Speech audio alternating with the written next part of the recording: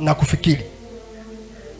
Ukiona mtu yoyote yule ambaye amefanikiwa kwenye eneo lolote la maisha, ni matokeo ya kuumiza kichwa chake na kufikiri. Kama ni michezo na burudani, kama ni siasa na uongozi, kama ni biashara na uchumi, kama ni ndoa na familia, kama ni malezi ya watoto, kama ni eneo lolote, hata kwenye elimu, ni matokeo kufanyaje watu wa Mungu? Kufikiri. Rama ya Nemosai. Kwa mfano kwenye michezo, mchezaji ambaye ana jina kwenye mchezo anaitwa Lionel Messi. Wangapi wafahamu Lionel Messi? Kwa hiyo sisi wengine wangapi wafahamu jamani? Nyosha basi mkono, punga basi kama unamfahamu Lionel Messi. Wow. Nashukuru hadi kule nyuma unamfahamu kabisa. Yeye anacheza mpira mguu ambao wachezaji wengine pia wanacheza.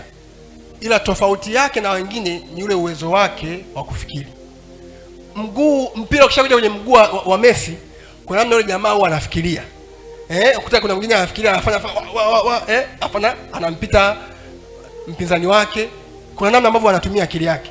Hata CR7, Cristiano Ronaldo ni mtu ambaye pia anatumia uwezo wake wa kufikiri. Ndio maana pamoja na kwamba ana kipaji, ana uwezo wa kucheza mpira, ila ametofautisha na wachezaji wengine sababu ya uwezo wake kufanyaje? Kufikiri.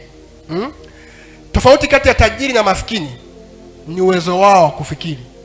Kwenye kitabu cha Kwa nini maskini hudumu na kubaki kuwa maskini, moja jambo ambalo baba alitufundisha pale, tofauti kati ya tajiri na maskini ni uwezo wao wa kufikiri.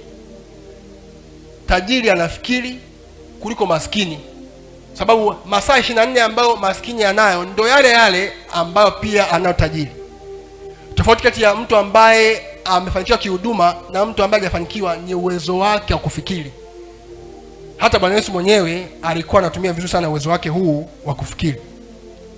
Labda ningekutajia baadhi ya mambo ambayo mtu